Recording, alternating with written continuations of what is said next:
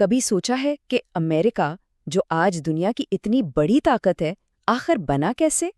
چلیں دریافت، بغاوت اور ایک نئی قوم بننے کی اس حیران کن کہانی کو دیکھتے ہیں۔ ذرا سوچیں کہ ایک بالکل نیا براعظم، گھنے جنگل، عجیب و غریب جانور اور ایک ایسی تہذیب جس کے بارے میں باقی دنیا جانتی تک نہیں تھی، لیکن پھر یورپ سے لوگ وہاں پہنچتے ہیں اور دنیا کا نقشہ ہمیشہ کے لیے بدل جاتا ہے۔ تو یہ کہانی شروع ہوتی ہے 15ویں صدی کے آخر میں، جب ایک نئی دنیا کی کھوج نے تاریخ کا رخ ہی موڑ دیا۔ یہ بات ہے 1492 کی۔ کرسٹوفر کولمبس، ایک اطالوی مہم جو اسپین کی مدد سے ایک سفر پر نکلا۔ اس کا پلان کیا تھا؟ ایشیا کے لیے ایک نیا سمندری راستہ ڈھونڈنا، سیدھا ہندوستان اور مشرق بعید تک پہنچنا۔ لیکن قسمت کو کچھ اور ہی منظور تھا۔ وہ غلطی سے پہنچ گیا کیریبین کے جزائر پر۔ اسے لگا کہ وہ ہندوستان کے پاس ہی کہیں ہیں، اور بس اسی ایک غلط فہمی کی وجہ سے اس نے وہاں کے لوگوں کو انڈینز کہنا شروع کر دیا۔ تو یہ ہے ہمارا آج کا سفر۔ ہم دیکھیں گے کہ کولمبس کی آمد سے لے کر پہلی کالونی بننے تک، پھر آزادی کے اعلان، آئین لکھنے اور آخر میں خانہ جنگی تک، یہ سب کچھ کیسے ہوا۔ اب جب ایک بار راستہ کھل گیا تو کولمبس کے بعد یورپ کی دوسری بڑی طاقتیں بھی اس نئی دنیا میں آنے لگیں اور یہاں اپنی بستیاں بنانا شروع کر دیں۔ سال 1607 بہت اہم ہے۔ کیوں؟ کیونکہ اسی سال انگریزوں نے شمالی امریکہ میں اپنی پہلی پکی کالونی بنائی، جیمز ٹاؤن، اور یہیں سے امریکہ میں برطانوی راج کی شروعات ہوئی۔ پھر وقت گزرتا گیا اور انگلینڈ نے شمالی امریکہ کے مشرقی ساحل پر ایک دو نہیں پوری 13 کالونیاں بنا لیں۔ کھیتی باڑی اور تجارت کی وجہ سے یہ کالونیاں بہت امیر اور طاقتور ہو گئیں، لیکن جیسے جیسے یہ طاقتور ہوئیں ایک نیا مسئلہ بھی سر اٹھانے لگا۔ اور بس یہیں سے شروع ہوتی ہے بغاوت اور آزادی کی اصل کہانی۔ مسئلہ یہ تھا کہ برطانوی حکومت نے ان کالونیوں پر بہت بھاری ٹیکس لگانا شروع کر دیے، جیسے اسٹیمپ ایکٹ یعنی ہر قسم کے کاغذ پر ٹیکس، اور پھر ٹی ایکٹ۔ یہاں رہنے والوں کو غصہ اس بات پر تھا کہ ان سے پوچھے بغیر ہی یہ سب فیصلے کیے جا رہے تھے، اور اسی غصے سے وہ مشہور نعرہ نکلا، نمائندگی نہیں تو ٹیکس نہیں، یعنی نو ٹیکسیشن وداؤٹ ریپرزنٹیشن۔ مطلب صاف تھا، اگر برطانوی پارلیمنٹ میں ہمارا کوئی نمائندہ نہیں تو پھر ٹیکس بھی نہیں دیں گے۔ بات بڑھتے بڑھتے 1773 کی بوسٹن ٹی پارٹی تک پہنچ گئی۔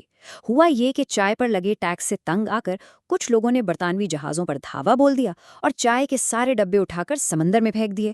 یہ ایک طرح سے بغاوت کا کھلا اعلان تھا۔ اب اس واقعے کے بعد بات صرف احتجاج تک نہیں رہی، بلکہ ایک پوری جنگ چھڑ گئی، اور اسی جنگ سے ایک نئی قوم نے جنم لیا۔